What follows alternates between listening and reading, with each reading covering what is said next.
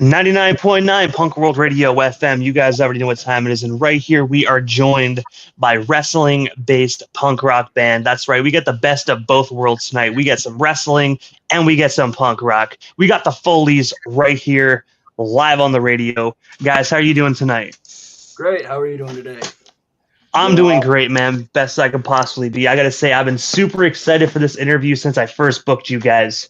You guys have such a phenomenal gimmick. I love your guys' music. I love what you guys are doing, how you're taking two of the best things in the world, which is wrestling and punk rock, and smashing them together. It's absolutely phenomenal. Thank you. Yeah, it seems natural. It's like peanut butter and jelly or Mick Foley's head in a chair, right? I mean, it just goes together well. But I know you guys are very busy individuals, so I'm going to dive right into this. But I got to take you back to the very beginning of the Foleys. Like, what is the story actually behind this amazing band? Like, how did you guys actually meet and come together to form the Foleys? Yeah, so me and a previous member decided we wanted to start a punk band. And then we're like, we've been in serious projects our whole life, like both of us. Really want to do something different. As we got the ball rolling, we started looking for a singer, met Professor Payne. He showed up as is. So if you're watching the live stream, he showed up like this. And we were like, we're going professional wrestling. So we kicked around a bunch of names, like John Cena's Jorts. There are a few, and we landed on Mick Foley. We landed on the wrestling theme. We all love professional wrestling. And then we found out Professor Payne's family actually has a historical background with the then WWF, now WWE. Yeah, so my uncle was a jobber. I believe he did between 54 and 56 matches out in the Indianapolis area, Chicago area. Think all the way east to Erie, Pennsylvania, all the way south, I believe, down to I think Lexington, Kentucky. His name was Tom Lynch. He went by Mr. Indiana. And growing up, it was all about wrestling at my house. My dad, a lesser known jobber, ended up, he was the guy, him and my uncle were the guys that back before all the territories were unified due to the McMahons, there were a lot of split different territories. And what it ended up happening is when a bigger promotion would come in from Indy and come up north and want to either go to Chicago or maybe hook over into Ohio, they would stop by here, this area, and my dad and my uncle would book them into a venue in Elkhart called Northside Gym. And so they would provide the ring. They would provide the day before, the ring would be out in the backyard. They would provide lodgings and refreshments and food for the guys when they were coming through. And in return, they were the local talent, right? My dad kind of got out of that, was more of a steel mill guy, but my uncle, several decades of being in the business. So it just felt natural when me and Manny had been in other bands before. And like he said, he was like, we don't want to be in a serious band. Let's just have fun. Right, we've been in all these other bands. Let's just have some fun. And so we talked about it and found the common denominator, which should be for everybody out there. So if you're not currently supporting professional wrestling, you should be. What are you doing with your life? Get off of your phone, or if you're on your phone, start joining some groups. Start watching some matches, okay? Because that's how it keeps it going, and it'll keep us going. But that's basically how we kind of got into it. We found the common denominator that we were, in fact, all about professional wrestling. We were all, about punk rock and music as well, and it fit together, and the rest is history.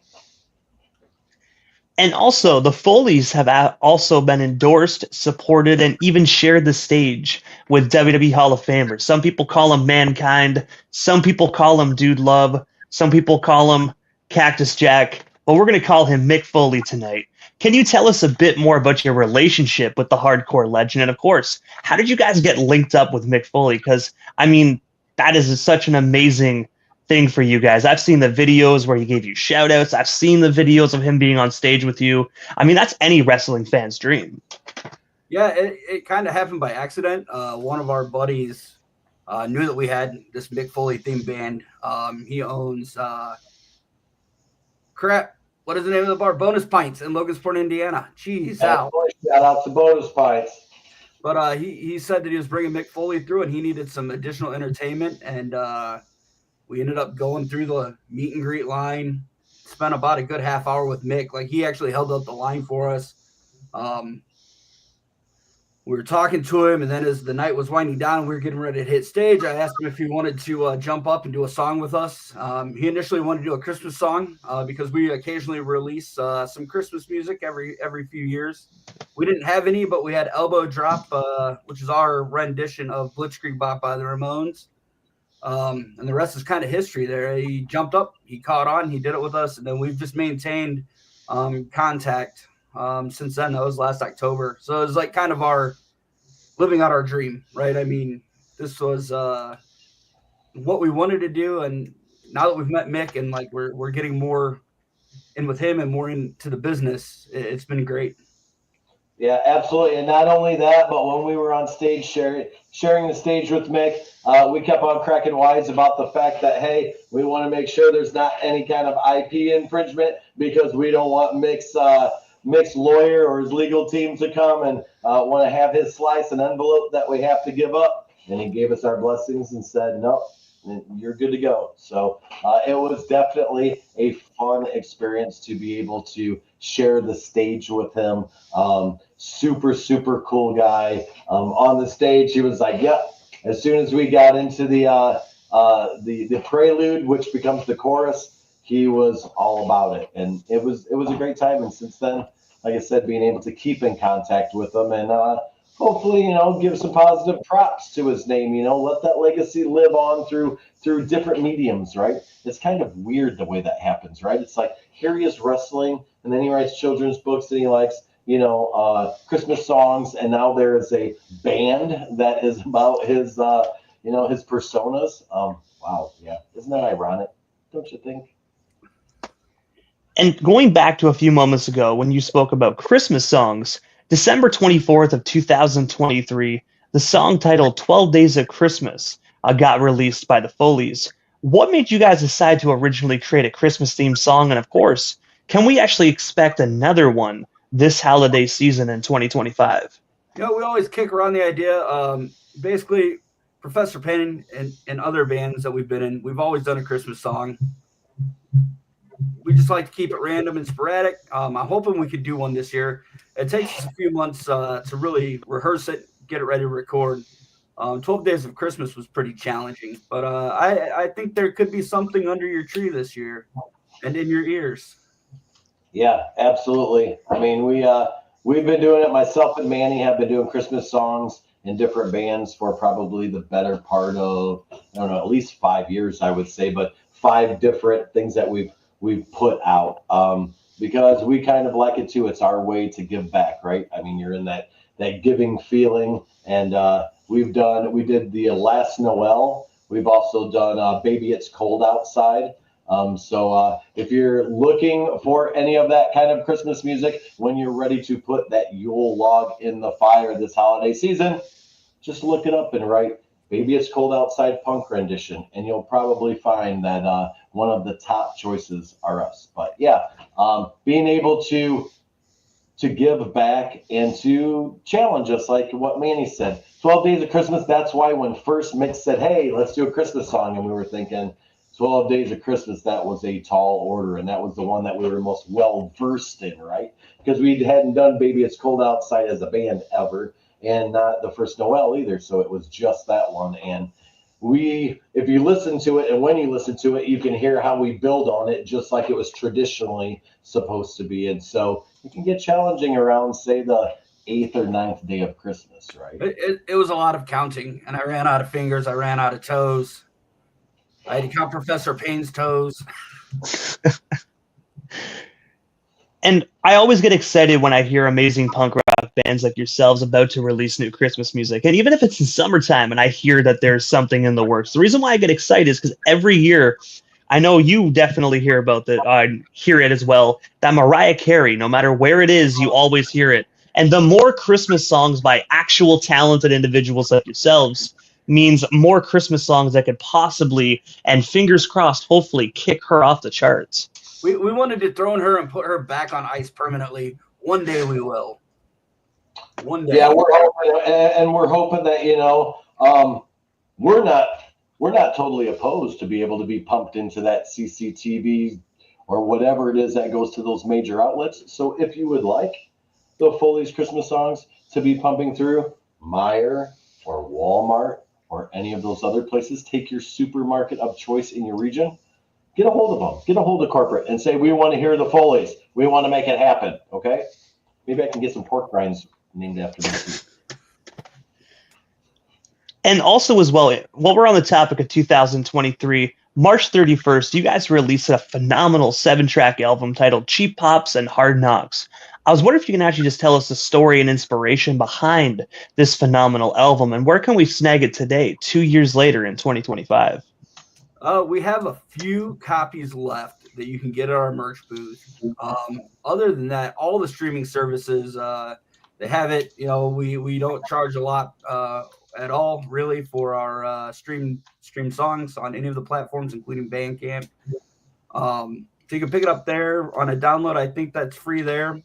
The story behind it is basically it was a play on Mick's book. So we just kind of reversed the order. You know, there's cheap knocks and hard pops, so we were kind of just reversed it. Little fun play on his work. Little bit of lip service, as it were, right? But it was the first time that we were ever able to come together as a group and be able to make some sort of recordable media, right? We are this summer releasing a series of singles, so definitely check that out. But absolutely, if you would like to check out our EP, we are on all of the major streaming services. You got Apple, we're there. What about Spotify? Boom. Might even find us on YouTube, Instagram, Facebook. Wherever you write the Foleys, we will be there. We are in your corner. We are 100% DIY. So I mean, like I do the recording, the auto engineering. We mix it together. We master it together. It's 100% us. We do everything in house as much as possible. I work extremely hard to be this sex symbol right here. So look, this for the Foleys, okay? So I mean, we all with the chair. See them well. And I love this album because you guys actually pay homage to, I know, The Animal. You pay homage to, of course, one of the best tournaments in all of wrestling, King of the Ring. And also a controversial one as well, the Montreal Screwjob of 1997. Yeah, so before we offend any Canadians. Hey, I believe the amount of interviews I've done, the stuff that's been talked about on this station, if people are offended by the Montreal Screwjob, I really hope they don't listen to the rest of this catalog. we like to have some fun with it on stage because, I mean, in reality, Vince did screw Brett, but we like to play it up a little bit and really admit that Brett screwed Brett. Yeah, exactly. I mean, it is a part of wrestling history, just like Hell in the Cell, just like King of the Ring. It needs to be talked about. We have some new music that is that's on the slate coming out that we'll be talking about. Newer things that have happened. So we have one song that's called the Eiffel Tower, and we'll just see what everybody thinks about it when we release it. Once again, it's taking that instant freeze frame, that snapshot in wrestling history, and making it art. And of course, as we all know, we can see it, we can hear it. Even before this interview, you can just tell with your music, you guys are massive wrestling fans. But aside from Mick Foley, do you guys actually remember what popped your wrestling cherry? Meaning that one iconic segment, that one match that made you fall in love with the business that is called professional wrestling? There was a match in the 80s. It was Ric Flair versus Roddy Piper. And I think it was one of the WrestleManias. This was a long time ago. I mean, I was a kid, right? I was like 6 or 7 years old, watching with my dad and seeing Hot Rod Roddy Piper pop Ric Flair with the belt wrapped around his knuckles, and Ric Flair just busting open, bleeding everywhere, selling like a champ. I was hooked from that day. And then, there's always, unfortunately, Hulk Hogan. As a kid, that got a lot of us into it in the 80s, and that was a big part of it too. So I mean, it was just a bond with my dad when I was a kid that really brought me into all of this. Yeah, my story's a little bit different, but along the same timeline. Maybe albeit a little bit earlier. My parents divorced when I was probably about 8 or 9, so I kind of got pulled out of my lifeline in the biz because I got sent to live with my mom. And then my brother and I, older brother, born in '69, ended up saying, "Hey, let's go to WrestleMania, the first one." Now, of course, we could not go to, I believe it was Madison Square Garden, wasn't it? The first Yep. one? Yeah. We could not go to Madison Square Garden, but I'm located in South Bend, Indiana. We have the University of Notre Dame, and they had this big place called the Stephen Center that back in the day, and we're talking about WrestleMania 1 days, had a pretty sizable screen and did it basically pay-per-view. It's like closed caption TV. So I got to see, Hulk Hogan and Mr. T and Barry Windham and just, yeah, it was all of that. The whole thing was back then, back pre these and pre even it's supposed to be a phone and pre what we're talking on now. We had our, what was it? Saturday mornings on USA, or we had, it was, it was a rite of passage. It was there with having every '80s kid who watched cartoons. They were probably watching one of the network wrestling shows, and the biggest one in town was WWF. But I can even remember being young and seeing the NWA being televised around where we were, and that's how I found out about the Four Horsemen and Ric Flair. Because back then, they weren't being promoted by the WWF; it was the NWA. So it was being able to still see these different territories before the unification. It was a very interesting time to be alive and to watch that and to grow up in it as a probably 10 or 11-year-old. I forget what I was. Because despite what you see here, Professor Payne is ageless and he has stories for decades. But yeah, it was a great time to be able to. Nowadays, don't get me wrong. Nowadays, wrestling, they're on some other stuff. But back in the day, looking at the golden age of wrestling, yeah, it was something special. And I hope that even Gen Zs and Gen Alphas, that there's a sect of them that are able to connect with wrestling to keep on holding the torch for sports entertainment, because I feel that it's important. Yeah. So, Professor, when you actually said a few moments ago about how you remember the NWA days, I gotta ask, man, what is your opinion? What's your take actually on the new NWA that Billy Corgan actually is currently doing from Smashing Pumpkins? Are you with it, or are you kind of like meh? I am 100% sold, and I'm telling you right now, Billy Corgan, get a hold of us, okay? If you want to open it up to any kind of house shows, we are here, okay? I like the fact that someone would take an old IP and not do what Marvel and Disney and everything else does. Instead, try to say, hey, because let's face it, the NWA isn't WWE. It doesn't have the backing. But you know what it has is it has the support of decades and decades and decades of indie wrestlers. Every bingo hall, every VFW, every Moose Lodge, everybody that is shedding Vaseline and blood on those Saturday and those Friday nights. That's what has the backing of NWA, in my opinion. And I feel that while WWE is the monolith, right? They're the juggernaut of sports entertainment. They walk on the shoulders of all of the indie ones that have either came before them or have reincarnated. And I think that Billy Corgan is doing a very, very good thing, because he's showing that there's something else, right? And not only something else, but something that they can relate to. How many people from probably Indianapolis, Indiana, go way back down, go past Kentucky, maybe Mobile, Alabama, going south? NWA was a staple, especially 70s, 80s, and it's something now that as the Gen Xers are aging, and you know how every generation loves their nostalgia. I think Billy Corgan really kind of struck while the iron was hot, and I think that that's why he's starting to see a little bit of short-term longevity. And I'm eager to see what tomorrow brings for the franchise and for Billy Corgan. And also, last month, June 27th, 2025, you guys released your most recent single titled Comeback Kid.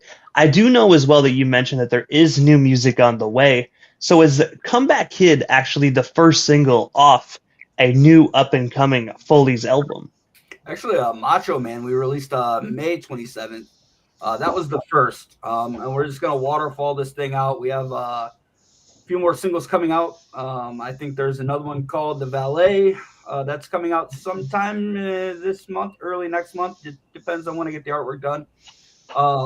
But yeah, I mean, we're just going to keep releasing music. We have, like I said, some splits in the works with some bands from Canada and the U.S. So, I mean, we're making contacts. So there's definitely more to come. Yeah, the Foleys are definitely going international. We will keep on releasing because we find out that in this world of hypermediacy that we live in, when you're either on your phone or on a computer or on a tablet and you're getting hit by so many things, in order to stay relevant, you have to keep on producing new material. And guess what? Between Manny and between the dude and between the Baron and between me, Professor Payne, that is the fatal four-way, and we will make sure that we continue to be popping out what the people want. And the people want more Foleys. So if you go on Spotify, Apple Music, Facebook, Instagram, you will find it. But we are waterfalling all of our media, which means there will be more time and more opportunity to enjoy more of the tracks of the Foleys. And I don't know about you, but if I were to use Steiner's math, that just makes sure that it's probably about 67 and 2/3% more that you can enjoy the Foleys when our new single pushes out than when our last single pushed out. Just saying. And this Saturday, July 12th, you guys will be taking the stage at the Melody Inn out there in Minneapolis, Minnesota for Punk Rock Night. What can the Foleys fans expect from this up-and-coming performance? And, of course, where can we snag ourselves some last-minute tickets if they are indeed still available right here, right now? Actually, it's in Indianapolis, Indiana. But it's all at the door. There are no pre-sale tickets. You just show up, pay your money, you're in. They will pack that place. We've played there a few times in the past, and they will use a shovel to just get you in the door. We're playing with some great bands at that one too. There's another gimmick band called the Jasons that are playing, and they're all about Friday the 13th. So every song is Friday the 13th, and they all wear the hockey masks. And we have Haley and the Crushers there, as well as the Idiot Kids. Indianapolis is always a good time. So if you're in the area, come on out. We're going to have a blast. Yeah, I'm definitely looking forward to Punk Rock Night, okay? Because Melody Inn and Punk Rock Night has been a staple for Midwest punk for so many decades, okay? They are one of the longest, if not the longest, I think, in Indiana. They have a lot of history, and the fact that we get to share the stage with the Jasons, you know, there's like a short list with Professor Payne, okay? Sometimes Professor Payne will put stuff on his playlist and really dig the playlists and work to the playlist and work out to it and eat his vitamins and try to be like a good little Foleyite. But when I look at what I'm hearing and I'm thinking, who would I want to play with? The Jasons, they're pretty close to the top because as we all know, the cream rises to the top. I'll tell you what, another band that I would love to play with. So come get a hold of us if you're watching this. Belushi Speedball. The Foleys are calling you out. Where are you? Let's make it happen. I'm telling you, just like Wendy Richter, Captain Lou Albano, and Cyndi Lauper had the Rock and Roll Express, we can make something happen too. And aside from Punk Rock Night and, of course, the new music that is on the way, what is next for the Foleys? Do we happen to miss anything during this evening's interview that you both still want to touch on, talk about, or promote? We still got you here live on the Canadian airwaves tonight. No, we've got a lot of shows coming up. We just keep on plugging away here in the States. We do have tentatively a show planned in Sarnia later this month. I can't recall the date off the top of my head. We're just waiting for some documents from one of the U.S. consulates, so hopefully that comes through in time. As you know, we have some difficulties down here, so things got slowed up. And we've been waiting for about 2.5 months for a document to come through. Our drummer is an international man of mystery, and sometimes consulates, countries, and all of the powers that be, it's hard for them to talk back and forth with it. But we are definitely have a lot more in store for everybody. We are playing not only Indianapolis next week, but then we are playing Grand Rapids coming up. We're playing in Chicago. We're playing on a riverboat in the Ohio River Valley. We have a lot of shows coming up, but you know what? The only way that you're going to know, I could talk about it right now, or you could just follow the Foleys on Instagram, follow the Foleys on Facebook, look at our electronic press kit. If we're not playing near you, then you get a hold of us because we are doing a disservice to you. And let's make it happen. Bring the Foleys to your town. Look at our EPK. Just type in on Google, type in the Foleys. You will definitely find us. And go on to Facebook and all the other social medias. We're even on TikTok. Can you believe all of these ways that you can get a hold of us? So just do it. Just stretch right out. Tag us in. You won't regret it. I gotta say, first and foremost, thank you both for giving not only myself but the radio station airways a bit of your time. I gotta give you some credit one more time because you guys have something so phenomenal going on. Punk rock, wrestling, two of the greatest things in the world combined into one.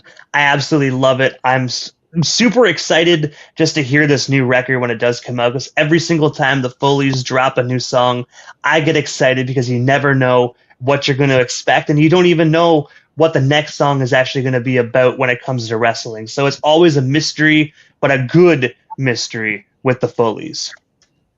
Hey, thanks a lot, DJ Immortal, and thank you for doing what you do. It's awesome that we're getting some love out of Canada tonight, and that you have a show about punk rock, and you're bringing us on. Means a lot. We really appreciate it. Absolutely. DJ Immortal, and let me tell all the listeners out here, you need to make sure that you are subscribing and following 99.9 Punk Rock Radio FM and DJ Immortal, because it is shows like this that get the real message out, not the watered down. Like I said, baby, the cream always rises to the top. And we, the Foleys, appreciate DJ Immortal and everything 99.9 Punk Rock Radio FM are doing today. Thank you very much. Hey, thank you very much, guys. Definitely have yourselves a phenomenal night. And hopefully down the line I can get you back on Punk World Radio sometime soon. But for now, have yourselves a phenomenal night all the way out there in the U.S. Thanks. You have a good night, too. Bang, bang.